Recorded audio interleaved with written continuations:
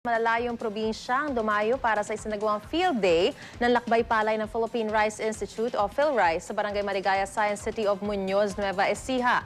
Dito ay tinuro sa mga magsasaka ang iba't ibang klase ng binhing palay at mga makabagong paraan ng pagtatanim lalo na ngayong nakaamba ang climate change. Itinuro rin ang mga makabagong paraan ng pagtatanim na lubos na makatutulong sa mga magsasaka sa gitna ng banta na ito. Isa sa mga tagapagsalita ng programa ang editorial and science consultant ng GMA Network na si Karen Cardenas. Laking pasasalamat naman ng mga magsasaka sa kanilang mga natutunan sa naturang programa.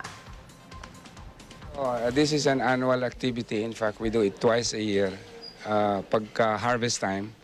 At ini-invite natin yung mga farmers in surrounding provinces. We are showing them yung lahat ng bagong technology. Kailangan malaman namin yung mga kwento nila para mapaabot natin sa sambayanan para maintindihan nila yung mga dangers, yung mga panganib ng mga magsasaka para sa climate change, sa darating na climate change kasi sila yung pinaka nanganganib. And in that way, doon makakatulong ang GMA sa telling their stories basically.